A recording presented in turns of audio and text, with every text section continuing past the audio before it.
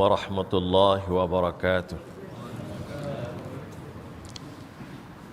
Alhamdulillahi nahmaduhu wa nasta'inuhu wa nastaghfiruh wa na'udzu billahi min syururi anfusina wa min sayyiati a'malina. Man yahdihillahu fala mudilla lahu wa man yudlil fala hadiya lahu. Asyhadu an la ilaha illallah wahdahu la syarika lah wa asyhadu anna Muhammadan abduhu wa rasuluh. Allahumma salli wa sallim wa barik ala habibina wa nabiyina Muhammad wa ala alihi wa sahbihi wa baraka wa sallam. Amma ba'd. Al-Fadil yang berbahagia, Tuan Imam, pengurusi dan ahli-ahli jawatan kuasa masjid, sahabat saya Ustaz Rafiq, hadirin hadirat, muslimin muslimat yang dirahmati dan dikasihi Allah Subhanahu wa taala sekalian. Alhamdulillah, kita melafaz syukur ke hadrat Allah Subhanahu wa taala dan mengucap alhamdulillah dengan tahmid dan syukur padanya di atas segala limpah rahmat yang kita terima pada setiap waktu dan setiap masa. Semoga dengan kita bersyukur, Allah akan limpah kurniakan lagi macam-macam nikmat yang kita perlu, yang kita harap semasa kita berada di dunia ini sampailah kita ke negeri akhirat nanti dan berjumpa dengannya. Tuan-tuan sekalian, sekali lagi kita bersyukur ke hadrat Allah Subhanahu wa taala, kita diberi sihat walafiat dan semua nikmat-nikmat yang diberikan oleh Allah. Dan yang nikmat terbesar yang Allah anugerah dan titipkan kepada kita, yang perlu kita senantiasa bersyukur adalah Allah telah pilih kita sebagai hamba-Nya yang Islam dan mukmin. Ini adalah nikmat besar yang tidak ada tolak bandingnya dan antara nikmat-nikmat yang Allah beri. Semua nikmat besar berlaku, tetapi yang besar-besar itu ada yang terbesar. Alhamdulillah, kita diberi nikmat yang terbesar oleh Allah Subhanahu wa taala dan dipilih sebagai orang Islam, diberi hidayah sebagai orang Islam dan sebagai beriman, dan kita memohon kepada Allah supaya Allah mengekalkan keislaman Islam kita dan iman kita sampailah kita di dunia ini, dari dunia ini sampailah kita ajal kita sampai ke akhirat kita, sampai kita bertemu dengan Allah Subhanahu wa taala. Tuan-tuan sekalian,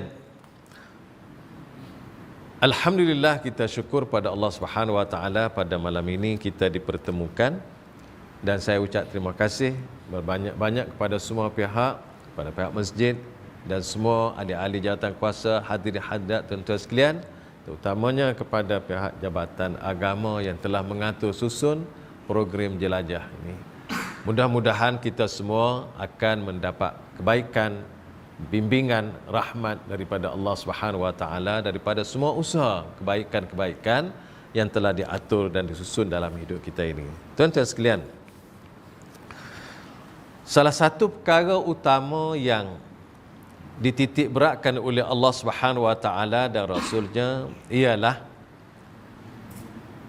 mempelajari ilmu, atau dalam bahasa mudah belajar. Berilmu atau mempelajari ilmu adalah suatu perkara yang paling asas di dalam hidup manusia. Tanpa ilmu, kita tak boleh nak buat apa-apa. Dengan ilmu, insya-Allah kita akan dapat lakukan semua perkara dengan cara yang baik dan betul. Karena itu tuan-tuan, kita diajar oleh Allah Subhanahu wa taala sejak daripada mula Rasulullah sallallahu alaihi wasallam disampaikan wahyu. Ayat-ayat yang pertama diturunkan ialah tentang ilmu, tentang membaca, iaitu dalam surah Al-Alaq, Iqra bismi rabbikal ladzi khalaq, dan seterusnya. Iqra maknanya Allah Subhanahu wa taala meminta kepada Rasulullah supaya membaca.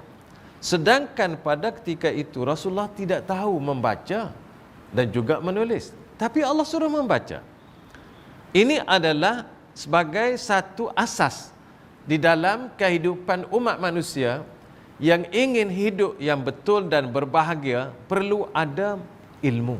Dan salah satu cara untuk mendapat ilmu adalah dengan membaca dan juga mendengar dan juga dengan membuat penyelidikan dan sebagainya. Oleh kerana itu tuan-tuan, ilmu adalah satu asas yang sangat penting. Kerana itu, orang yang ingin mendapat kebaikan dunia dan akhirat, dia perlu mengetahui ilmu untuk hidup di dunia dan ilmu untuk sampai ke akhirat. Siapa yang tak tahu jalan akhirat, maka dia tidak sampai dengan baik. Dia tetap sampai, tapi sampai dengan tidak cara baik. Begitulah juga dalam kehidupan kita, untuk pergi ke mana-mana pun ada ilmu. Hatta kalau kita kata kita nak pergi ke Kuala Lumpur, kena ada ilmu tentang Kuala Lumpur. Di mana duduk Kuala Lumpur tu? Kita kena tahu. Kerana itu semua perlu pada ilmu dan maklumat. Dan Islam meletakkan suatu perkara yang sangat penting tentang ilmu.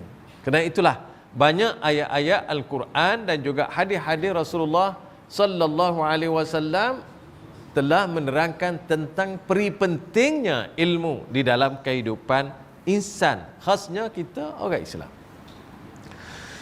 Tuan-tuan sekalian, kerana itulah apabila kita letak di dalam hidup kita, Allah meletakkan dalam hidup kita orang yang berilmu, maka perkara yang paling pertama, ilmu ini hendaklah diasaskan di atas syahadatu alla ilaha illallah.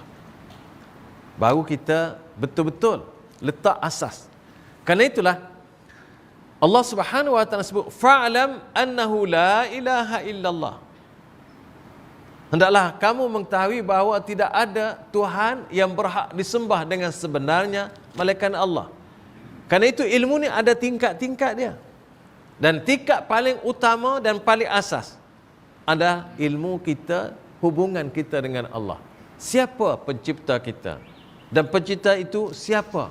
Inilah hubungan pertama, ilmu yang pertama yang perlu kita pelajari di dalam hidup kita. Tuan-tuan sekalian, walaupun katakan ramai orang yang bijak pandai di dalam dunia ini, ilmunya tinggi, tetapi kalau sekiranya ilmu asas ini tidak diketahui, maka tidak ada nilai semua ilmu-ilmu lain tadi. Karena ilmu yang sebenar ialah ilmu siapakah yang patut kita mengabdikan diri kepadanya. Inilah ilmu yang paling utama. Kita tak apa menafikan ilmu-ilmu yang lain, pengetahuan-pengetahuan yang lain, tetapi kalau sekiranya pengetahuan ini, maklumat ini, ilmu ini tidak diketahui dan tidak dipahami dan tidak diamalkan, maka semua ilmu lain tadi hanyalah tinggal ilmu dan setakat dunia sahaja. Tidak dapat bawa ke akhirat. Kerana ilmu di dunia ini dia akan bergantung dengan ilmu yang utama, iaitu ilmu beriman dengan Allah Subhanahu wa taala.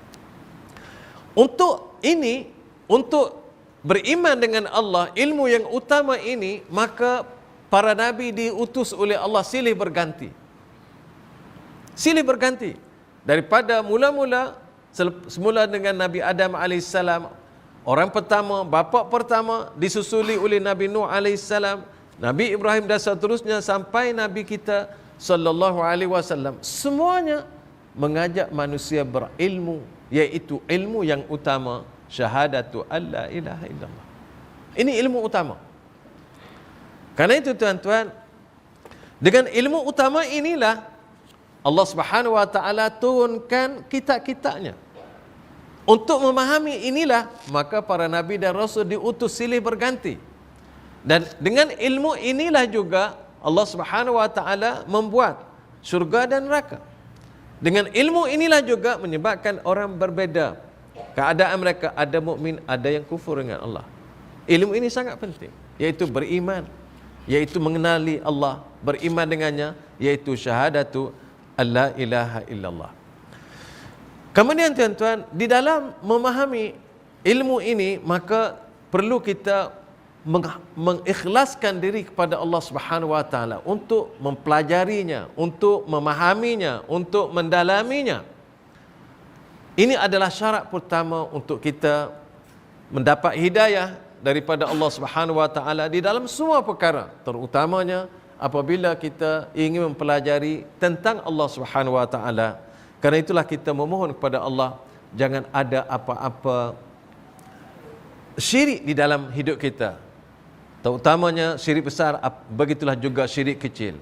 Kerana syirik kecil pun boleh membatalkan amalan kita yang berkaitan dengannya. Maka Rasulullah sallallahu alaihi wasallam mengajar kita supaya kita memohon doa dengan Allah. Mohon supaya jangan ada perkara-perkara yang di luar daripada sebenarnya, iaitu perkara-perkara yang boleh membawa kita syirik terhadap Allah. Sama ada syirik yang besar ataupun kecil. Sebagaimana ajar Rasulullah sallallahu alaihi wasallam kepada kita, Allahumma inna na'udzubika min an nusyrika bika syai'an na'lamu wa nastaghfiruka lima la na'lamu. Ya Allah, ya Tuhan kami memohon kepadamu, meminta perlindungan denganmu daripada kami melakukan syirik atau riya terhadap kamu dan yang kami tahu, dan juga kami mohon perlindungan denganmu yang kami tak tahu. Mudah-mudahan dengan doa ini Rasulullah menyebut, maka perasaan-perasaan yang tidak baik, riya, ujub, sum'ah dan sebagainya diampun oleh Allah Subhanahu wa taala. Karena itulah tuan-tuan, dalam hidup kita, untuk kita memantapkan lagi hidup kita, maka Rasulullah sallallahu alaihi wasallam mengajak kita berdoa, memohon kepada Allah, Rabbi zidni ilma. Ya Allah, aku mohon padamu supaya engkau tambahkan ilmu padaku. Tuan-tuan, kadang-kadang kita terlupa dalam hidup kita untuk memohon doa kepada Allah supaya Allah tambah ilmu pada kita. Malah kadang-kadang kita rasa, cukuplah yang ada. Ini yang tak kena. Cukup yang ada. Sebenarnya setiap hari kita perlu ilmu. Seperti kita perlu kepada makan minum. Setiap hari kita perlu kepada makan dan minum. Begitulah halnya berhubung dengan ilmu. Setiap hari kita perlu ilmu. Dan ilmu itu perlu ditambah dan digilapkan apa yang telah ada. Dan ilmu yang kita minta dengan Allah Subhanahu wa taala ialah ilmu yang berguna. Ilmu yang bermanfaat untuk kita dan juga orang lain. Karena itu bukan semua ilmu yang kita minta, tetapi semua ilmu yang berguna. Berguna, yang bermanfaat.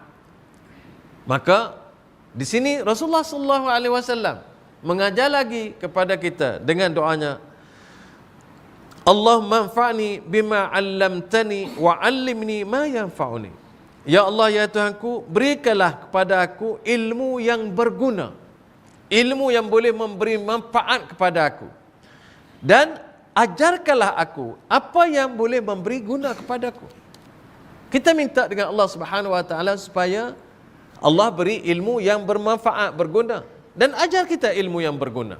Dan ilmu yang berguna tadi bukan sahaja bermanfaat untuk kita, insya-Allah kita boleh beri juga kongsian itu kepada orang-orang yang lain. Maka apabila kita meminta kepada Allah Subhanahu wa taala ilmu yang bermanfaat, maka pada waktu yang sama juga kita memohon kepada Allah jangan beri perkara-perkara yang tidak bermanfaat. Sebagaimana doa Rasulullah sallallahu alaihi wasallam ajar, Allahumma inni a'udzubika min ilmin la yanfa wa qalbin la yakhsha wa min nafsin la tashba wa min du'ain la yurfa.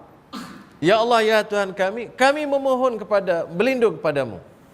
A'udzubika, aku mohon berlindung denganmu ya Allah, daripada ilmu yang tidak berguna, daripada hati yang tidak khusyuk, daripada jiwa yang tidak pernah puas dengan pemberian kau, dan daripada doa yang tidak diterima. Ini adalah 4 perkara yang Rasulullah sallallahu alaihi wasallam memohon dengan Allah berlindung. Yang pertama, ilmu yang tidak berguna. Ilmu yang tidak berguna ini antaranya tuan disebut oleh para ulama ilmu sihir. Ilmu sihir. Dan sihir ini memang berlaku dalam masyarakat manusia sejak daripada dulu sampailah kini, dan juga berterusan dalam masyarakat. Sehingga perkara ini diletak oleh Rasulullah sallallahu alaihi wasallam adalah salah satu daripada al-mubiqat, iaitulah perkara-perkara yang membinasakan dosa besar. Dia diletak selepas asyirku billah. Tuan-tuan sekalian, kerana itulah maka Rasulullah sallallahu alaihi wasallam di dalam pengajarannya apabila orang datang belajar ilmu, dia kata marhaban bi talibil ilm. Selamat datang kepada orang yang mencari ilmu. Tuan-tuan sekalian, tak kira kita di mana kita, usia kita tidak menjadi penghalang untuk kita mempelajari ilmu. Jadi apabila kita belajar ilmu, pergi ke tempat ilmu, di mana jua yang ada ilmu, maka kita termasuk di kalangan mereka yang diberi tarhib oleh Rasulullah. Marhaban bi talibil ilmi. Marhaban ni maksudnya selamat datang atau welcome. Rasulullah mengalu-alukan kedatangan masyarakat yang belajar ilmu. Kerana dengan ilmu ini, tuan-tuan, maka kita akan dapat kebaikan-kebaikan yang dijanjikan oleh Allah Subhanahu wa taala. Pada malam hari ini, tuan-tuan, saya yakin tuan-tuan dah banyak mendengar ayat-ayat Al-Quran dan juga hadis-hadis Rasulullah sallallahu alaihi wasallam berhubung dengan ilmu. Dan saya ingin berkongsi dengan tuan-tuan sedikit sebanyak untuk kita supaya semangat kita supaya kita dapat diri kita terdorong lagi untuk menambah ilmu. Dan kadang-kadang kita melihat masyarakat kita kalau ada majlis ilmu pun rasa tak penting, rasa begitu-begitu saja.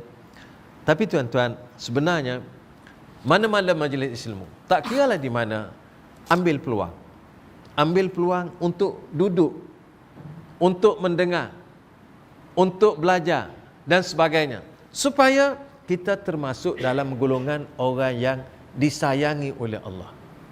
Tuan-tuan, kita selalu sebut cerita sayang. Kalau ayah tak sayang, ada anak nak merajuk ayah dan mak tak sayang, susah tu.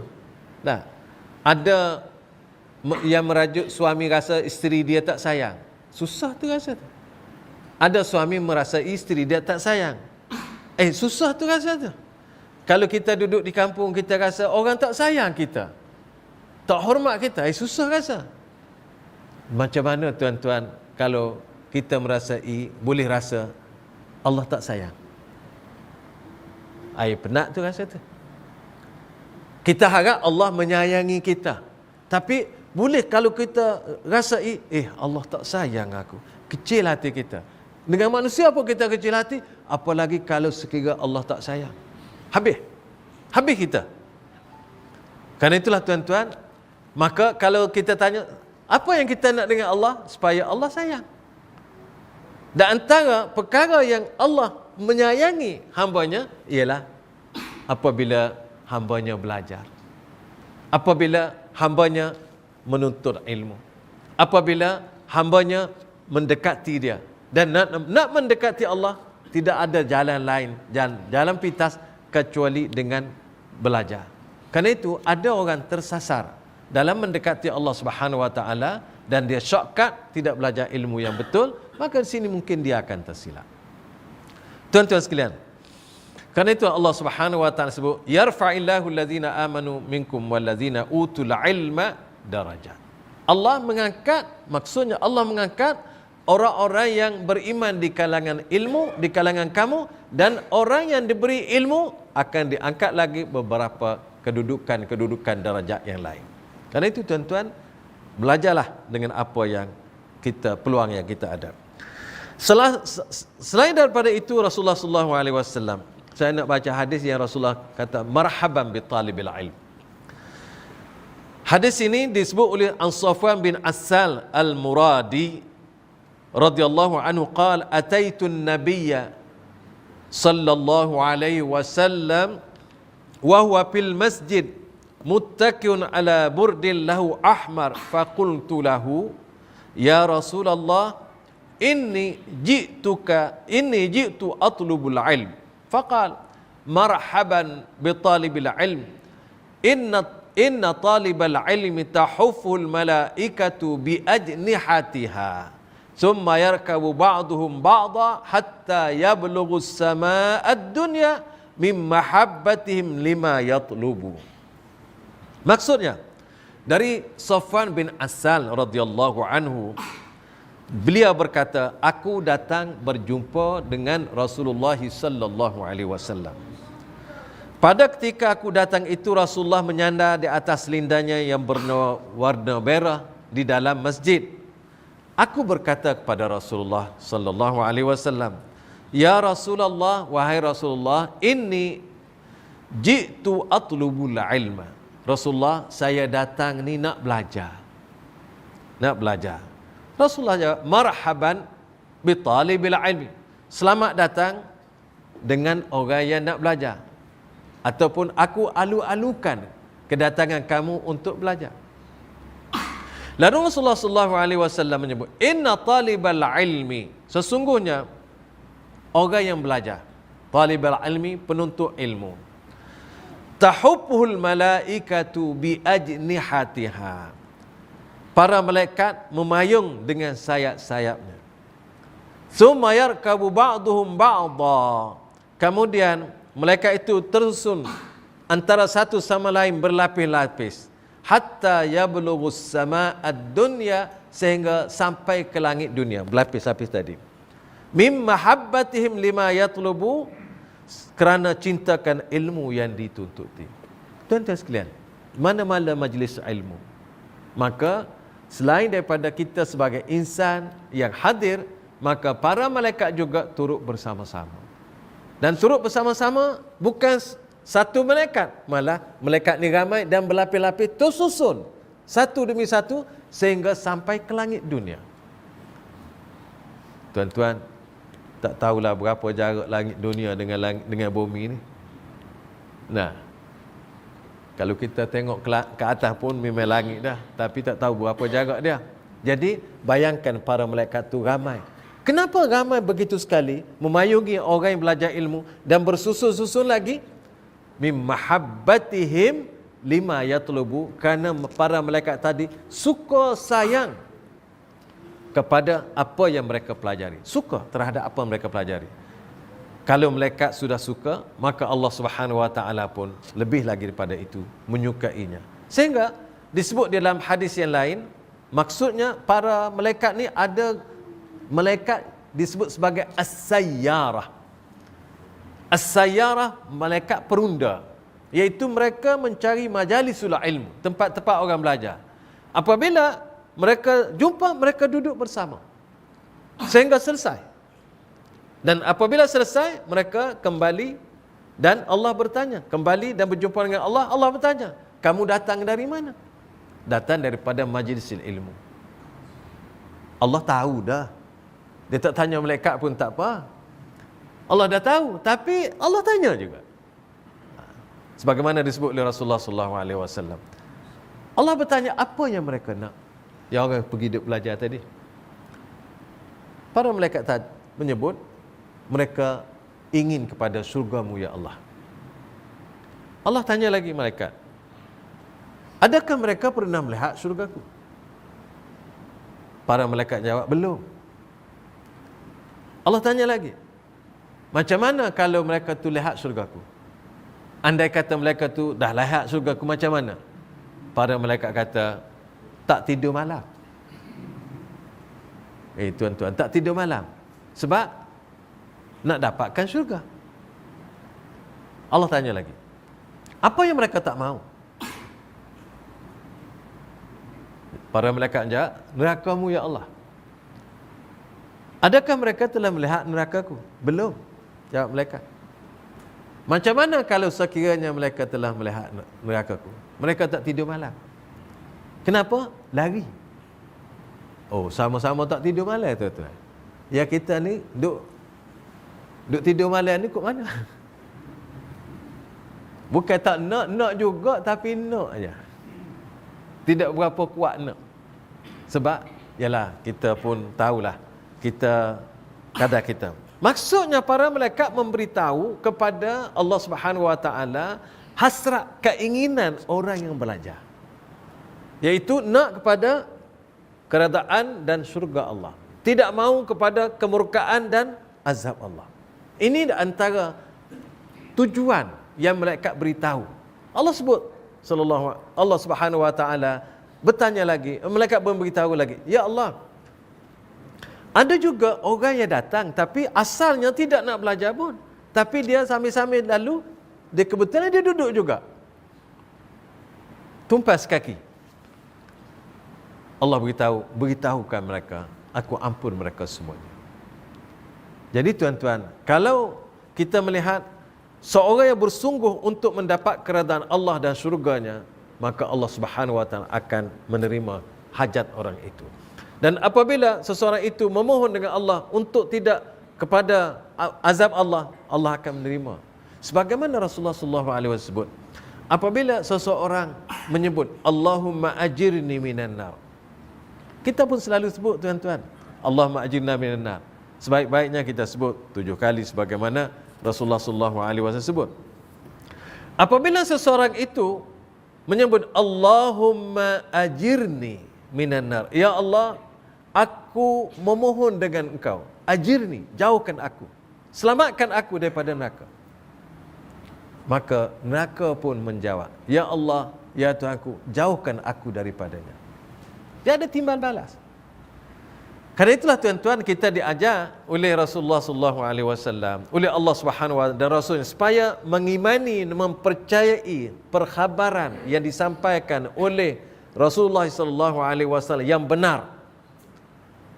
Dan kita tak tahu perkara-perkara yang gaib. Tetapi apabila kita diberitahu oleh Rasulullah dan hadis itu hadis yang sahih, apalagi sebelumnya ada ayat Quran, maka kita yakini apa yang telah disampaikan oleh Rasulullah sallallahu alaihi wasallam itu adalah perkara yang benar dan hak.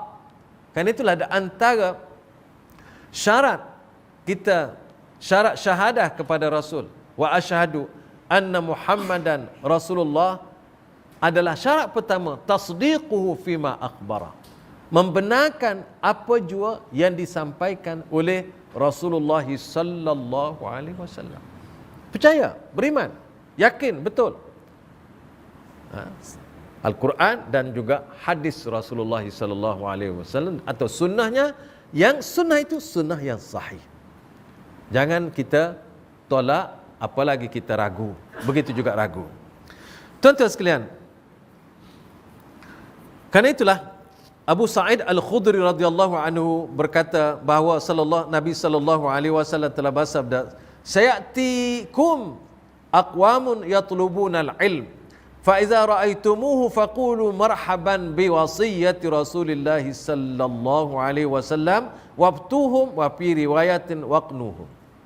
Maksudnya daripada Abu Sa'id Al-Khudri radhiyallahu anhu bahawa sesungguhnya beliau Rasulullah sallallahu alaihi wasallam telah bersabda, selagi akan datang kepada kamu kaum atau golongan orang bertujuan untuk mempelajari ilmu, menuntut ilmu. Oleh itu apabila kamu melihat mereka datang mempelajari ilmu, maka katalah kepada mereka marhaban. Marhaban maknanya mengalu-ngalu kedatangan mereka dengan wasiat Rasulullah sallallahu alaihi wasallam, dan berilah kepada mereka itu dan ajarlah mereka itu dengan, atau berilah keredaan dan pertolongan kepada mereka di segi pendidikan serta keperluannya. Jadi tuan-tuan, orang yang belajar ini disebut oleh Rasulullah supaya sampaikan wasiat Rasulullah kepada orang yang datang belajar. Marhaban bi wasiyati Rasulullah sallallahu alaihi wasallam. Dan kita pun termasuk dalam golongan ini insya-Allah. Marhaban bi wasiyati Rasulullah sallallahu alaihi wasallam. Tuan-tuan sekalian, selain daripada itu kita tengok Rasulullah sallallahu alaihi wasallam sebut, apabila kita berada di majalisul ilm, maka majalisul ilmu itu disebut raudatan min riyadil jannah. Daripada Ibnu Abbas radhiyallahu anhu, Rasulullah sallallahu alaihi wasallam bersabda, "Idza maratum bi riyadil jannati farta'u." Qalu, "Ya Rasulullah, wa ma riyadul jannah?" Qal, "Majalisul ilm." Maksudnya, apabila kamu datang apabila kamu melalui satu tempat berjumpa dengan taman-taman syurga, maka hendaklah kamu singgah, berhenti, mengambil faedah daripadanya. Mereka bertanya, wahai Rasulullah, apa dia taman syurga? Rasulullah menjawab, majalisul ilm, tempat-tempat pengajian dan mempelajari ilmu. Kerana itu tuan-tuan, mempelajari ilmu ni bukan suatu perkara yang besar, tetapi perkara yang sangat disebut sebagai riyadul jannah. Tuan-tuan sekalian, Rasulullah SAW menyebut lagi, orang yang pergi belajar mencari ilmu ni sangat besar kedudukannya, sebagaimana ia disebut, wa man salaka tariqan yaltamisu fihi ilman sahhalallahu lahu bihi tariqan ilal jannah. Sesiapa yang berjalan menuju di satu jalan untuk mencari ilmu, maka nescaya Allah mempermudahkan baginya jalan ke syurga. Ada kaitan tuan-tuan, kita belajar ilmu dengan akhirat. Bukan setakat ilmu di dunia kita belajar, tapi setakat tu berhenti. Tak, dia akan bawa ke akhirat. Karena itulah kalau kita nak belajar pun tuan-tuan, belajarlah semasa hidup, semasa sihat. Dah mati tak boleh nak belajar, masa sakit pun tak boleh nak belajar. Karena itulah kadang-kadang kita tengok anak-anak kita hantar ke sekolah, suruh belajar ketika mereka muda, ketika mereka masih tak sibuk seperti kita orang tua. Walau bagaimanapun, kita orang tua ni walaupun sibuk, belajar tu tetap kena belajar mengikut kemampuan yang ada dalam hidup kita. Tuan-tuan sekalian, kita tengok Rasulullah SAW sebut ilmu ni pusaka. Ilmu yang diajar oleh Rasulullah SAW adalah pusaka. Dan kalau kita tengok, yang boleh pusaka ni kalau tengok orang mati je. Pusaka ni yang boleh ambil orang yang berhak je.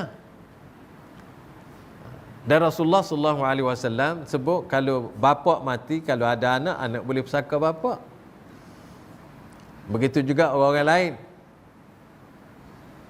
boleh pusaka yang berhak tadi.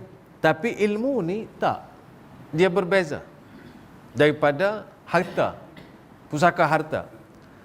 Rasulullah SAW sebut, wa innal ulama hum warasatul anbiya. Saya ambil hadis ni tengah.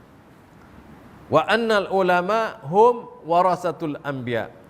Wa innal anbiya lam yuwarrithu dinaran wala dirhama. Wa innama warasul ilma. Faman akhadahu akhadha bihadzin wafir. Ulama adalah pewaris para nabi. Dan para nabi tidak meninggalkan harta, dinar dan juga dirham. Mereka hanya mewarisi ilmu. Dan sesiapa yang mengambil ilmu, nescaya dia menerima habuan yang sempurna. Jadi tuan-tuan, depan kita banyak pusaka. Pusakanya ilmu Rasulullah SAW. Ilmu Rasulullah ni tentunya Al-Quran dan sunnahnya atau hadisnya. Maka untuk mendapat pusaka ni tuan-tuan, adalah perlu kepada kita berusaha sikit untuk mendapat pusaka Rasulullah sallallahu alaihi wasallam. Saya nak kongsi di sini satu hadis yang dibawa oleh Abu Hurairah. Dia nak cerita tentang ilmu. Abu Hurairah pada satu hari dia masuk pasar. Dia masuk pasar, lalu dia berkata, ya ahla suq, ma a'jazakum? Qalu wa ma zaka ya Aba Hurairah? Qalu zalik mirasu Rasulillah sallallahu alaihi wasallam yuqassamu wa antum hahuna ala tazhabun fata'khuduna nasibakum min? Qalu wa ainahu? Qala fil masjid. Fa kharaju sira'a wa waqafa Abu Hurairah lahum hatta raja'u. Faqalahum ma lakum? Qalu ya Aba Hurairah qad atayna al masjid fadakhalna fi falam nara fi syai'a yuqassam. Faqala lahum Abu Hurairah, "Ma ra'aitum fil masjid ahada?" Qalu bala ra'ayna qauman yusallun wa qauman yaqra'una al-Qur'an wa qauman yatazakaruna al-halal wal haram. Faqala Abu Hurairah, "Waihakum fadzalika mirasu Muhammad sallallahu alaihi wasallam." Mereka ceritanya gini. Abu Hurairah dia pergi ke pasar. Dia kata, "Tuan-tuan semua, kenapalah kamu tak pergi orang duk bagi pusaka Rasul tu?" Kat mana orang kata? Di masjid. Betul ke? Betul. Pergi. Ramai pergi. Ni saya nak cerita ringkas ni. Lalu apabila pergi, Abu Hurairah duk tunggu situ nanti orang balik nak tahu dapat tak dapat pusaka. Apabila pergi tengok, tak ada orang bagi apa-apa. Baliklah orang ke pasar tadi. Balik Abu Hurairah tanya, "Ada?" "Tak ada. Tak ada bagi apa-apa." "Apa hak kamu jumpa?" Hak jumpanya adalah orang ada yang solat, ada orang yang duk belajar, ada orang yang bicara halal dan haram, hukum hakam dan sebagainya. Ada orang baca Quran. Kata Abu Hurairah, itulah sebenarnya pusaka Rasulullah sallallahu alaihi wasallam. Itulah pusaka Rasulullah. Ya, kamu rupa-rupanya orang dulu pun tak berapa nak faham juga lagi pusaka Rasulullah sallallahu alaihi wasallam. Tapi Abu Hurairah telah beritahu itulah pusaka Rasulullah sallallahu alaihi wasallam. Jadi tuan-tuan, apabila kita tahu sedikit sebanyak ilmu, maka itulah pusaka dia. Contoh tuan-tuan, kita ada sedikit maklumat pengetahuan yang kita ada dalam agama kita, dalam hidup kita. Kita tahu perkara ni boleh, kita buat. Kita tahu perkara ni larang, kita buat. Itulah ilmunya. Ilmu ni ialah yang kita amal. Kalau tahu saja belum jadi ilmu benar lagi. Kalau kita tahu satu perkara, kita amalkan. Itulah ilmu. Kita tahu yang lain, ini haram, ini yang ditegah, kita lakukan. Kita tak buat, kita jauhi. Maka itulah ilmunya. Jadi tuan-tuan, pada zaman dulu dan juga sekarang pun orang kata pusaka ni kan harta lah. Sebenarnya macam-macam lagi. Tuan-tuan sekalian, saya nak baca hadis malam ni oleh kerana kita ramai orang beromo. Semua orang beromo belaka tuan-tuan, tak ada orang tak beromo. Tapi istilah orang beromo ni orang yang siri-siri banyak dia. 50 ke atas tu kira orang beromo lah. Tapi 50 nanti kira tidak tua tuan-tuan, sebab dia masih dalam permainan lagi. Dia duduk, orang tak pencil lagi 50 no. Dah. 60 baru nak tua. Tidak nak tua, nak lama sikit. Sebab orang pun tak berapa nak dah orang 60 ni. Kerajaan suruh berhenti. Saya kat swasta pun awal lagi dia suruh berhenti. Tapi tak apa tuan-tuan. Kita orang yang berumur, bukan orang tua lah. Kita orang berumur ni lagu mana? Macam mana? Saya nak baca satu hadis. Daripada hadis ni hadis Qabisah. An Qabisah bin al-Mukhariq radhiyallahu anhu qala, "Ataitu an-nabiy sallallahu alaihi wasallam faqala an-nabi, ya Qabisah, ma jaa bik?" Qultu, "Kabirat sinni wa raqa 'azmi fa ataituka litu'allimuni ma yanfa'uni Allah ta'ala bih." Faqala, "Ya Qubaisah, ma marata bihajar wala syajar wala madar illa astaghfara lak." Maksudnya, daripada Qubaisah bin Al-Mukhariq radhiyallahu anhu, dia berkata, aku datang kepada Rasulullah sallallahu alaihi wasallam. Qubaisah ni dia kata gini, Rasulullah tanya, "Wahai Qubaisah, apa yang menyebabkan kamu mari ni, datang ni berjumpa dengan saya ni?" Qubaisah kata, "Aku telah pun tua dan telah lemah sendi tulang. Maka aku datang kepadamu supaya engkau mengajar kepadaku ilmu yang Allah memberi manfaat dengannya kepadaku." Qubaisah kata, "Saya tua dah Rasulullah. Tulang-tulang pun lengoh dah, tak larat dah.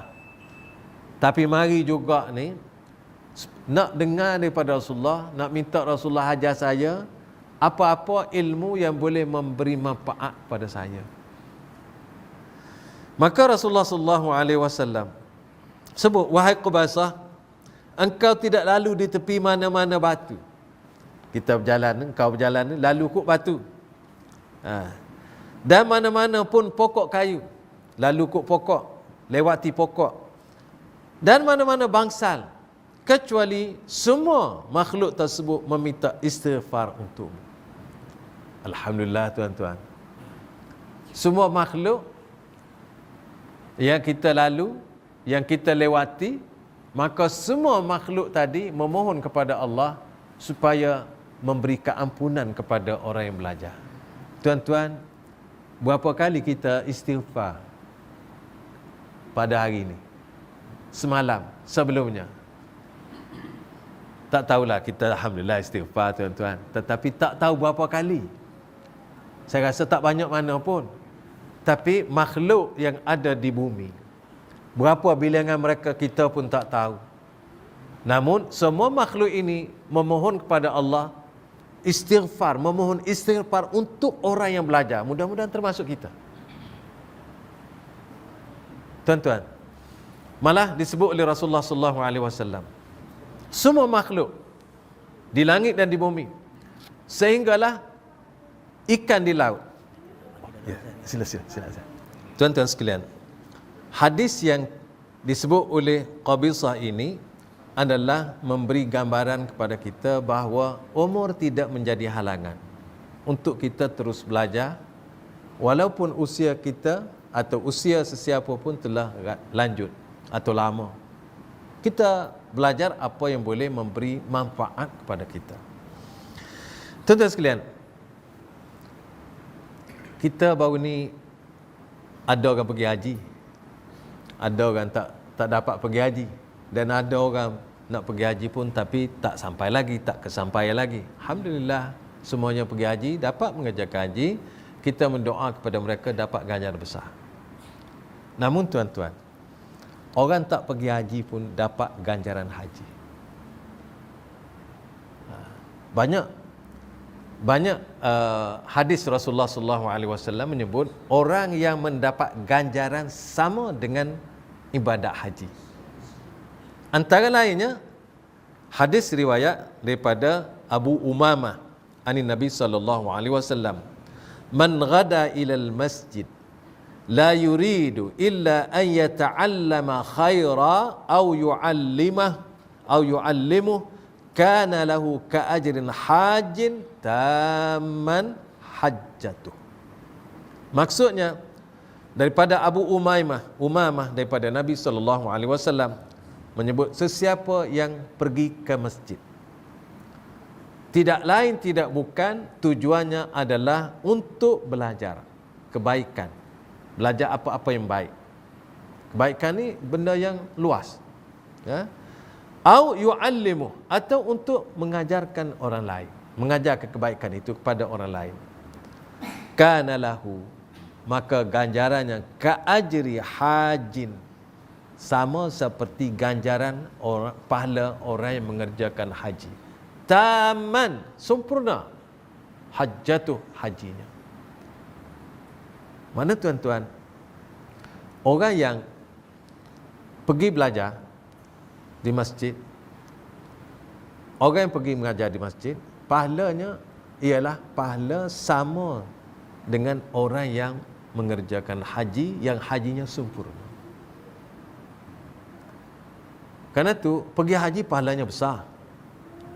Pahalanya macam mana? Rasulullah kata, sebut dalam hadis, al-hajjul mabrur laisa lahul jazaa ilal jannah. Haji mabrur ganjarannya tidak lain tidak bukan adalah syurga. Ganjaran itu juga diberikan kepada orang yang belajar. Ganjaran itu juga diberi kepada orang yang mengajar. Maka ada hadis yang menyebut Rasulullah SAW bersabda, al-alimu wal muta'allimu syarikani fil ajr. Orang yang mengajar dan orang yang belajar berkongsi sama tentang ganjarannya. Antaranya ini, sama-sama dapat ganjaran pahala haji. Alhamdulillah tuan-tuan. Asal kita datang dengan betul-betul ikhlas untuk mencari kebaikan. Begitu juga Rasulullah SAW dalam bab lain juga diberi ganjaran pahala haji. bagi orang yang pergi solat berjemaah. Rasulullah sebut dalam sebuah hadis, sesiapa yang berwuduk di rumahnya, pergi solat berjamaah, maka pahalanya diberi ganjaran ialah pahala haji. Yang 25 tu satu hadis ganjaran ganda. Hak ni ganjaran solat. Ganjaran 25 tu ganjaran ganda. Ganda daripada solat seorang. Ganjaran ni ganjaran orang yang solat berjemaah. Kerana itu Rasulullah SAW memberi satu peluang yang besar kepada siapa sahaja yang ingin, iaitu orang yang kalau sekiranya ada orang yang solat berjemaah 5 kali sehari, bayangkan 5 kali ganjaran haji. Kalau sepanjang hidupnya, itulah yang terbaik. Namun tuan-tuan, orang yang tak pergi haji lagi, tak lepas lagi haji itu, kena pergi. Jangan kata, oh saya sudah semaya 5 waktu 5 haji, lepas dah. Tak, dia, masalah tu masalah lepas haji, wajib kewajipan rukun haji tak lepas lagi, tapi ganjaran tu. Jadi kita ambil lah tuan-tuan, bagi orang yang pergi haji dah pun lagilah kena, bagi orang tak pergi haji lagi kena buat kerana ganjaran tu. Tuan-tuan sekalian, orang yang belajar ilmu, khasnya belajar agama Allah Subhanahu Wa Taala, apabila sebut agama Allah ni tuan-tuan, dia meliputi semua aktiviti yang boleh kita mendekatkan diri kita kepada Allah. Ilmu-ilmu yang kita pelajar, semuanya ilmu itu pada hakikatnya adalah membawa kita mendekatkan diri kepada Allah. Orang yang mengaji tafsir mendekatkan diri kepada Allah, mengaji fiqh mendekatkan diri kepada Allah. Hatta kalau sekiranya dia mengaji matematik pun mendekatkan diri kepada Allah. Mengaji sains mendekatkan diri kepada Allah. Mengaji ilmu alam boleh mendekatkan diri kepada Allah. Sejarah pun sama. Semua ilmu tuan-tuan, semua ilmu boleh mendekatkan diri pada Allah kalau kita pandai memahaminya, dan kalau guru boleh menjelaskannya dengan baik. Kalau kita contohnya matematik lah, kadang-kadang orang belajar matematik ni dia tak rasa ilmu ni ada kaitan dengan agama dan tak boleh mendekatkan diri dengan Allah. Sebenarnya tuan-tuan, semua ilmu termasuk matematik. Yang anak-anak kita dah belajar bersungguh-sungguh belajar matematik, kalau fail matematik ni susah lah, CJ tak cantik. Tuan-tuan, ada kita lihat matematik ni adalah ilmu ada kaitan sangat-sangat dengan agama. Antaralah tuan-tuan, saya nak sebut dulu. Apabila di satu tempat, kampung, halaman, negeri atau negara, akan ada berlaku kematian. Ditakdirkan orang mati itu ada harta, kena bagi pusaka. Nak bagi macam mana? Kita tak reti matematik.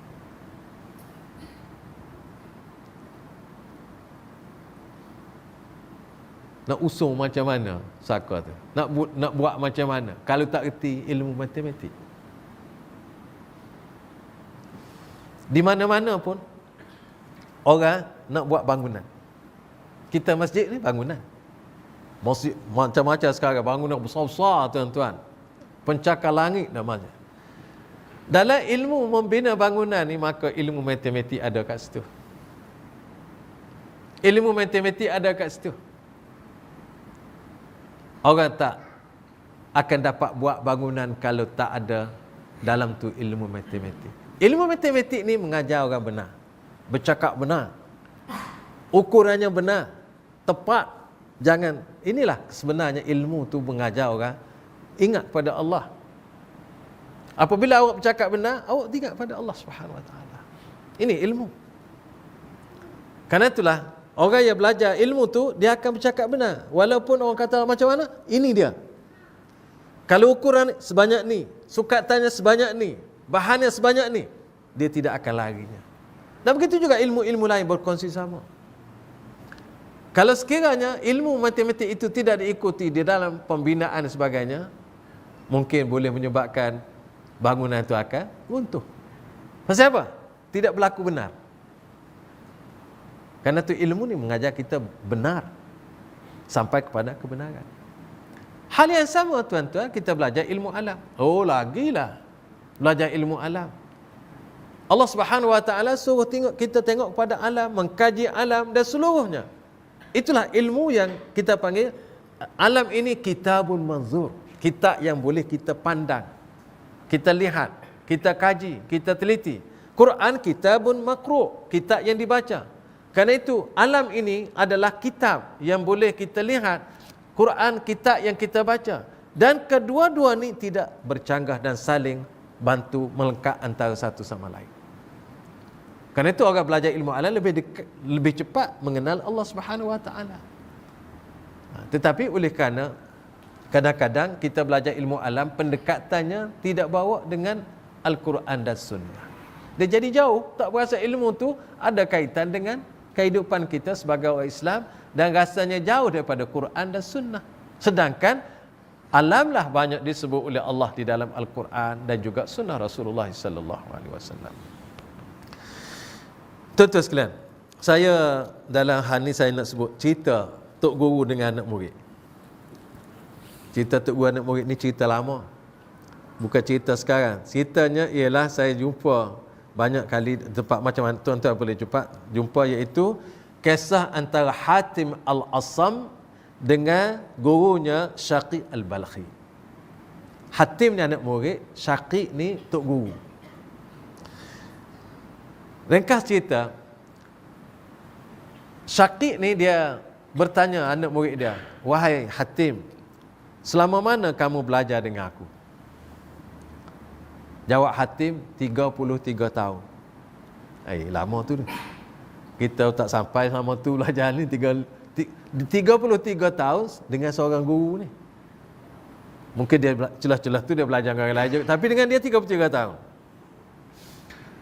Dia tanya, "Berapa banyak kamu belajar dengan aku?" Selama 33 tahun. Dia kata 8 perkara. 8 saja. 8 tuan-tuan. Tok Guru dia kata, "Inna lillahi wa inna ilaihi raji'un." Mana itu musibah lah. Inna lillahi ni bukan orang mati tuan-tuan.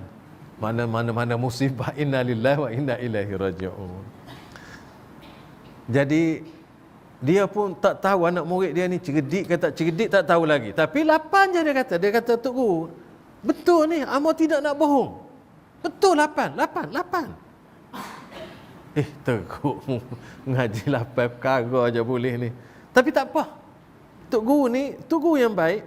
Walau bagaimanapun dia kata, umur aku habis denganmu 33 tahun. 8 perkara saja. La ilaha illallah ni. Kita pun mengeluh kalau nak murid kita kata macam tu. Dia kata, "Ustaz, Tok Guru, saya tidak berbohong dan saya tak suka berbohong." Kata Tok Guru dia, "Tak apalah. Cuba sebut, aku nak dengar." Lalu dia sebut. Yang pertama, dia kata, "Saya tengok kepada makhluk yang ada, orang ramai, dan saya dapati setiap orang ada orang yang dia kasih. Dan setiap orang yang kasih tadi, apabila mati sampai ke kubur, setakat itulah dia pergi, dia boleh buat. Orang yang dia kasih tadi. Kalau kita mati, kita kasih ke anak kita hantar kita ke kubur." Dia kata macam tu je orang kasih. "Dan saya tengok semua ni setakat kubur saja. Maka saya jadikan yang saya paling kasihi ialah amal solehku. Saya jadikan yang saya paling kasihi adalah amal solehku. Dan apabila nanti saya masuk ke kubur, maka amal soleh itu akan masuk ke kubur bersama-sama dengan saya." Baru Tok Guru kata, "Ahsan, bagus engkau." Tuan-tuan, baru satu jawab tu bagus dah tu. Tadi innalillah dah. Terkejut besar Tok Guru. Kemudian dia kata, "Hatim, hak dua bagaimana pula?" Nampak gaya ni, gaya luar biasa ni jawapan ni. Dia kata, "Faqala ta'ala," Allah berfirman, dalam Quran, dan saya baca Quran, dia kata, wa amma man khafa maqama rabbih wa nahan nafsa 'anil hawa fa innal jannata hiyal ma'wa. Maksudnya, sesiapa yang takut pada Tuhannya dan dia menghalang dirinya daripada mengikut hawa nafsunya, maka janjinya dia akan dapat jannatul ma'wa. Lalu dia kata, saya tahu saya ada hawa nafsu. Saya lawan nafsu saya sehingga saya boleh tolak keinginan hawa nafsu saya, sehingga saya tetap di atas mentaati Allah Subhanahu wa taala. Hak ni saya belajar dengan Tok Guru. Baik. Kemudian dia kata yang ketiga, saya tengok kepada semua orang, dan setiap orang yang memiliki barang-barang atau nilai yang berharga, maka saya tengok mereka akan simpan di tempat yang kukuh. Kalau duit dalam bank lah dan sebagainya. Dan saya tengok pada firman Allah. Saya baca, ma indakum yanfud wa ma indallahi baq. Apa yang ada di tangan kamu akan lenyap. Ada di sisi Allah, itulah yang kekal. Maka saya, semua yang ada nilai yang saya miliki, maka saya letak dan simpan di sisi Allah untuk mendapat keredaannya, supaya dia kekal terjaga. Kalau ada duit, saya simpan dengan Allah. Saya tak simpan sendiri. Simpan dengan Allah ni bersedekah lah. Kat kita kan nak bersedekah ni beri pun sekadar begitu-gitu je lah. Nah, tapi tak. Dia kata, apa jua yang ada nilai, maka saya simpan di sisi Allah Subhanahu wa taala. Kemudian yang keempat, saya tengok di dunia ini, masyarakat manusia, mereka menetap nilai kepada kemuliaan, kepada keturunan, kepada pangkat dan semacamnya.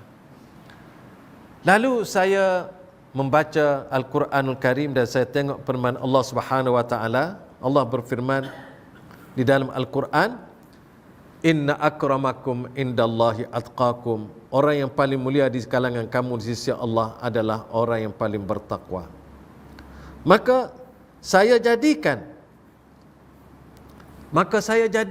takwa itulah nilai yang diberikan oleh Allah Subhanahu wa taala, dan itulah yang saya turut. Tuan-tuan sekalian, kemudian dia sebut pada yang seterusnya. Saya melihat di dunia ini, tuan-tuan, Tok Guru, orang saling berdengki antara satu sama lain. Orang A dengki kepada B, B dengki kepada C dan seterusnya.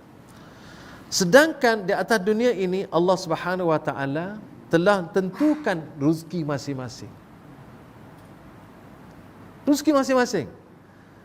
Karena itulah, apabila setiap orang tu ada rezeki masing-masing, maka saya tak risau pun orang banyak rezeki.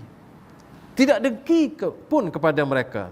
Karena saya yakin bahawa rezeki saya orang lain tak makan, rezeki saya orang lain tak makan, rezeki orang saya pun tidak akan dapat ambil.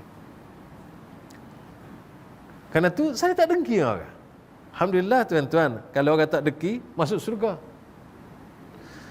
Yang keenam, saya tengok di atas dunia ini ada orang berkelahi, saling sampai membunuh antara satu sama lain. Dan apabila membunuh satu sama lain itu kerja siapa? Syaitan. Dan saya tahu bahawa itu adalah syaitan, maka saya jadikan syaitan itu seteru saya dan bukan manusia. Inna syaitana lakum adu fattakhidhuhu aduwa. Syaitan ialah sebenarnya musuh, maka jadikanlah dia musuh. Kemudian saya melihat lagi di dunia ini ada orang yang sedang mencari rezeki. Kadang-kadang apabila dalam mencari rezeki ini, dia terpaksa tunduk kepada macam-macam perkara. Ada orang yang kerana nak mencari rezeki tadi, terpaksa melakukan kesalahan-kesalahan di sisi Allah Subhanahu wa taala. Maka saya tengok dalam Al-Quran, Allah berfirman, wa ma min dabbatin illa 'alallahi rizquha. Setiap insan atau binatang yang berjalan di atas bumi ini, telah ditentukan rezekinya oleh Allah Subhanahu Wa Taala. Saya tak risau.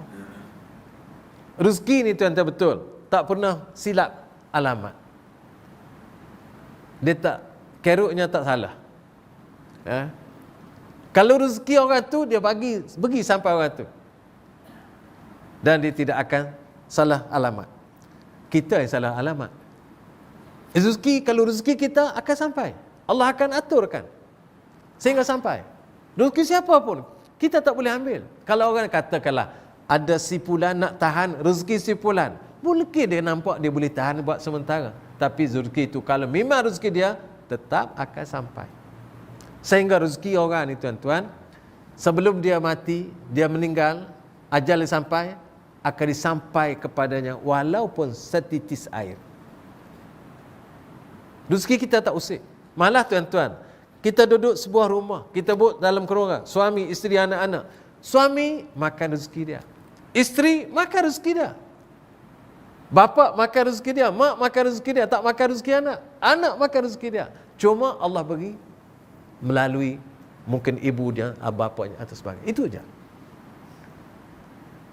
Kerana tu tuan-tuan, kalau kita tengok ada anak yatim, mak bapak dia meninggal, nak makan kat mana? Allah jaga dia, Allah pandai buat dia, Allah pandai nak jaga rezeki dia. Cuma kita risau. Kita risau. Manusia risau tentang dia. Tetapi Allah Subhanahu Wa Taala letak dalam hidup kita bermacam-macam untuk kita faham Allah sebenarnya mengatur, menyusun rezeki yang diberi kepada setiap orang. Kemudian yang terakhir dia kata, saya tengok manusia ramai di dunia ini, yang ke-8, dia bergantung kepada makhluk, tidak bergantung pada Allah. Ada orang ni bergantung pada badan dia sihat, ada orang ni bergantung pada perniagaan dia, ada orang ni bergantung pada macam-macam pihak. Tetapi saya baca di dalam Al-Quran, wa may yatawakkal 'alallahi fa huwa hasbuh. Siapa yang bertawakal, bergantung dengan Allah, cukuplah dia. Jadi saya bergantung dengan Allah. Lalu Tok Guru dia kata macam mana? Ya Hatim, sebenarnya engkaulah pandai dan memahami apa yang telah aku ajari. Dan semua yang ada di dalam Taurat, Injil dan juga Al-Quran, inilah dia asasnya, iaitu semua yang engkau ucap dan cakapkan tadi. Kerana itu tuan-tuan, belajar juga, faham juga. Belajar banyak, kena faham banyak. InsyaAllah kita pakat-pakat faham. Kita, salah satu contoh ialah sebagaimana dialog antara anak murid dengan Tok Guru tadi, iaitu bagaimana memahami maksud kalam Allah Subhanahu Wa Taala daripada ajaran gurunya. Karena itulah ilmu yang paling mulia ialah ilmu tentang Allah Subhanahu Wa Taala. Kitab yang paling mulia adalah Quran, kemudian sunnah Rasulullah sallallahu alaihi wasallam. Di situlah yang benar dan yang betul. Kalau betul apa yang kita faham tadi dan kita betulkan dengan Al-Quran dan Sunnah, maka akan jadi betul. Mana-mana yang bertentangan dengan Quran dan Sunnah, maka kita ketepikan apa-apa yang kita faham tadi dan kita ambillah yang datang daripada Allah dan Rasul, kerana itulah yang hak, itulah yang benar, itulah yang dijaminkan oleh Allah dan Rasulnya. Tuan-tuan sekalian, itulah sedikit sebanyak perkongsian kita pada malam ini. Mudah-mudahan kita memohon kepada Allah Subhanahu Wa Taala diberi ilmu, diberi ganjaran, diberi bimbingan, hidayah, supaya kita dapat hidup di atas dunia ini sampai ke akhirat mendapat hidayah dan bimbingan daripada Allah Subhanahu Wa Taala. Sekali lagi ucap terima kasih kepada semua pihak yang telah memberi ruang dan juga peluang pada saya untuk berkongsi pada malam ini, dan untuk semua saya ucapkan jazakumullahu khairan katsira. Wassalamualaikum warahmatullahi wabarakatuh.